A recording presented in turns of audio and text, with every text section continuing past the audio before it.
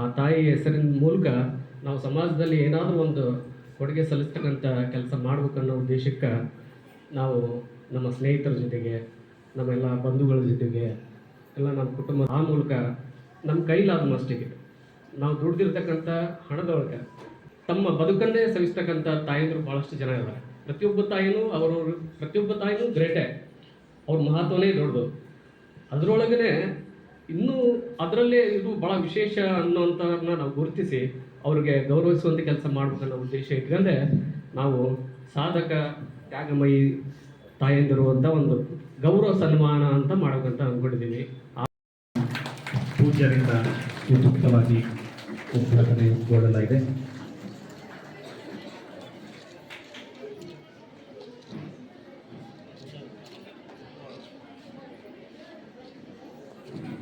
ಈ ಪ್ರತಿಷ್ಠಾನದ ಮಿತ್ರರೇ, ಇದೊಂದು ಸಂತೋಷದ ಸಮಾರಂಭ ಅಂತ ಹೇಳಿಕೆ ಇಷ್ಟೇ ಪಡ್ತೇನೆ. ಯಾವತ್ತು ತಾಯಿ ಋಣ, ಗುರುವಿನ ಋಣ ತೀರಿಸಲಿಕ್ಕೆ ಆಗಲ್ಲ ಅಂತ ನಮ್ಮ ಹಿರಿಯರು ಹೇಳ್ತಾ ಇದ್ದಾರೆ. ಅದೇ ರೀತಿ ಮುಂಡರಗಿ ಪಟ್ಟಣದ ನಿವಾಸಿಯಾಗಿರುವಂತಹ ಶ್ರೀಮತಿ ಪಾರ್ವತಿ ಸಂಗಯ್ಯ ಕಾಕನೂರು ಮಠ ಅವರು ಮನೆಯಲ್ಲಿ ಜೋಳದ ರೊಟ್ಟಿಯನ್ನು ತಯಾರಿಸಿ ಮಾರಾಟ ಮಾಡೋದ್ರ ಜೊತೆಗೆ ಬೇರೆ ಬೇರೆ ಕಡೆಗೆ ಅಡುಗೆದಾರರಾಗಿ ಕೆಲಸ ಮಾಡುತ್ತಾ ತಮ್ಮ ಇಬ್ಬರು ಹೆಣ್ಣು ಮಕ್ಕಳಿಗೆ ಉತ್ತಮ ಶಿಕ್ಷಣ ಕಲ್ಪಿಸುವುದರ ಜೊತೆಗೆ ಇಡೀ ಮನೆತನದ ಜವಾಬ್ದಾರಿಯನ್ನು ಹೆಗಲ ಮೇಲೆ ಹೊತ್ತುಕೊಂಡು ಸಾಗುತ್ತಾ ಇದ್ದಾರೆ. ಇವರಿಗೆ ಸ್ವಂತ ಮನೆ ಇಲ್ಲದರಿಂದ ಚಿಕ್ಕದಾದ ಬಾಡಿಗೆ ಮನೆಯೊಂದರಲ್ಲಿ ಬದುಕಿನ ಬಂಡಿ ಸಾಗ್ತಾ ಇದ್ದಾರೆ. ಪಾರ್ವತಿಯವರ ಪತಿ ಸಂಗಯ್ಯ ಅವರು ಕಳೆದ 6 ವರ್ಷಗಳ ಹಿಂದೆ ಅನಾರೋಗ್ಯದಿಂದ ಸಾವನ್ನಪ್ಪಿದರು. ಪಾರ್ವತಿಯವರು ಹಲವು ವರ್ಷಗಳಿಂದ ತಮ್ಮ ಮನೆಯಲ್ಲಿ ಜೋಳದ ರೊಟ್ಟಿ ತಯಾರಿಸಿ ಮಾರಾಟ ಮಾಡ್ತಾ ಇದ್ದಾರೆ. ಅದರಿಂದ ಬರುವ ಆದಾಯದಿಂದ ಕುಟುಂಬ ನಿರ್ವಹಣೆ ಮಾಡ್ತಾ ಇದ್ದಾರೆ. ಮೊದಲು ಪಾರ್ವತಿಯವರ ಪತಿಯು ಅವರ ಕೆಲಸ ಕಾರ್ಯಗಳಲ್ಲಿ ನೆರವು ನೀಡ್ತಾ ಇದ್ರು. ಆದರೆ ಪತಿ ಸಾವನ್ನಪ್ಪಿದಾಗಿನಿಂದ ಇಡೀ ಕುಟುಂಬ ನಡೆಸುವ ಜವಾಬ್ದಾರಿ ಪಾರ್ವತಿಯವರಿಗೆ ಹೆಗಲಿಗೆ ಬಿತ್ತು. ಇವರಿಗಿರುವ ಇಬ್ಬರು ಹೆಣ್ಣು ಮಕ್ಕಳಲ್ಲಿ ಹಿರಿಯ ಮಗಳು BCA ಅಭ್ಯಾಸ ಮಾಡ್ತಾ ಇದ್ದಾರೆ. ಕಿರಿಯ ಮಗಳು SSLCಯಲ್ಲಿ ಓದ್ತಾ ಇದ್ದಾರೆ. ಪತಿ ಇಲ್ಲದಿದ್ರೂ ಕೂಡ ಪಾರ್ವತಿ ಅವರು ತುಟಿಗಡದೆ ತಮ್ಮ ಇಬ್ಬರು ಮಕ್ಕಳಿಗೆ ಉತ್ತಮ ಶಿಕ್ಷಣ ಕೊಡಿಸುವುದನ್ನು ಮುಂದುವರಿಸ್ತಾ ಇದ್ದಾರೆ. ಮನೆಯಲ್ಲಿ ಜೋಳದ ರೊಟ್ಟಿ ತಯಾರಿಸುವುದು, ನವೋದಯ ಕೋಚಿಂಗ್ ಸೆಂಟರ್ ಒಂದರಲ್ಲಿ ಅಡಿಗೆ ತಯಾರಿಸುವುದು ಮತ್ತು ಮನೆಯೊಂದರಲ್ಲಿ ಜೋಳದ ರೊಟ್ಟಿ ಮಾಡುವುದಕ್ಕೆ ಹೋಗ್ತಾರೆ. ಇವೆಲ್ಲದರಿಂದ ಬರುವ ಹಣದಲ್ಲಿ ತಮ್ಮ ಇಬ್ಬರು ಮಕ್ಕಳ ಶಿಕ್ಷಣ ಕೊಡಿಸುವುದರ ಜೊತೆಗೆ ಕುಟುಂಬ ನಿರ್ವಹಣೆ ಕಾರ್ಯದಲ್ಲಿ ತೊಡಗಿದ್ದಾರೆ. ಇವರ ತ್ಯಾಗ, ಶ್ರಮ, ಕಾಯಕ ಸಾಧನೆಯನ್ನು ಗುರುತಿಸಿ ಅವ್ವ ಸಮಾಜ ಸೇವಾ ಹಾಗೂ ಸಾಂಸ್ಕೃತಿಕ ಪ್ರತಿಷ್ಠಾನ ಮುಂಡರಗಿ ಇವರ ವತಿಯಿಂದ ಇವರಿಗೆ ಮುಂಡರಗಿ ಪಟ್ಟಣದ KR ಬೆಲ್ಲದ ಕಲಾ ಹಾಗೂ ವಾಣಿಜ್ಯ ಮಹಾವಿದ್ಯಾಲಯದಲ್ಲಿ ನಡೆದಿರುವಂತಹ ದಿನಾಂಕ 9/11 ಅಧ್ಯಕ್ಷರು ಹಾಗೂ ಸರ್ವ ಸದಸ್ಯರು ಅವ್ವ ಸಮಾಜ ಸೇವಾ ಹಾಗೂ ಸಾಂಸ್ಕೃತಿಕ ಪ್ರತಿಷ್ಠಾನ. ಎರಡನೇದಾಗಿ ಅವ್ವ ಸಮಾಜ ಸೇವಾ ಹಾಗೂ ಸಾಂಸ್ಕೃತಿಕ ಪ್ರತಿಷ್ಠಾನ ಮುಂಡರಗಿ ಗೌರವ ಸನ್ಮಾನ ಪತ್ರ. ಹಲವು ದಶಕಗಳಿಂದ ಸಂಗೀತ ಶಿಕ್ಷಕಿಯಾಗಿ ಸದ್ಯ 16 ವರ್ಷಗಳಿಂದ ಮುಂಡರಗಿ ಜಗದ್ಗುರು ತೋಂಟದಾರ್ಯ CBSE ಶಾಲೆಯಲ್ಲಿ ಸಂಗೀತ ಶಿಕ್ಷಕಿಯಾಗಿ ಕಾರ್ಯನಿರ್ವಹಿಸ್ತಾ ಇದ್ದಾರೆ. ಜಯಶ್ರೀ ಅವರ ಪತಿಯವರಾದ ವಸಂತ ಅಳ್ವಂಡಿ ಅವರು ಕಳೆದ 6 ವರ್ಷಗಳಿಂದ ಅನಾರೋಗ್ಯಕ್ಕೆ ಈಡಾಗಿದ್ದು ಕುಟುಂಬ ನಿರ್ವಹಣೆಯ ಸಂಪೂರ್ಣ ಜವಾಬ್ದಾರಿ ಈಗ ಜಯಶ್ರೀ ಅವರ ಹೆಗಲಿಗಿದೆ. ಪತಿಯ ವೈದ್ಯಕೀಯ ಖರ್ಚು ವೆಚ್ಚ, ಮಕ್ಕಳ ಶಿಕ್ಷಣ ಮತ್ತು ಕುಟುಂಬ ನಿರ್ವಹಣೆ ಜವಾಬ್ದಾರಿ ಅವರ ಮೇಲಿದೆ. ಸಂಗೀತ ಶಿಕ್ಷಕ ವೃತ್ತಿಯ ಜೊತೆಗೆ ನಡೆಯುವ ಕಾರ್ಯಕ್ರಮಗಳಲ್ಲಿ ಪಾಲ್ಗೊಂಡ ಸಂಗೀತ ಕಾರ್ಯಕ್ರಮ ನಡೆಸಿಕೊಡ್ತಾರೆ. ಅದರಿಂದ ಬರುವ ಆದಾಯದಲ್ಲಿ ತಮ್ಮ ತುಂಬು ಕುಟುಂಬವನ್ನು ನಿರ್ವಹಿಸ್ತಾ ಇದ್ದಾರೆ.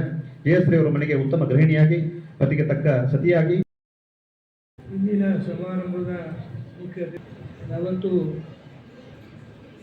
ಗಣ್ಯರೇ, ಮಾನ್ಯರೇ ಹಾಗೂ ಯಾವ ಸೇವಾ ಸಮಿತಿಯ ಪದಾಧಿಕಾರಿಗಳೇ ಯಾವತ್ತು ಬಳಗ ನಿಮ್ಮೆಲ್ಲರಿಗೂ ಕೂಡ ಶುಭವನ್ನು ಕೋರುತ್ತಾ, ಮುಂಡರಗಿಯೊಳಗೆ ಈ ಸೇವಾ ಸಂಸ್ಕೃತಿಯ ಒಂದು ಪ್ರತಿಷ್ಠಾನ ಆಗಿರುವಂಥದ್ದು ವಿಶೇಷ, ಭಾಳ ಸಂತೋಷ ಸಂಗತಿ.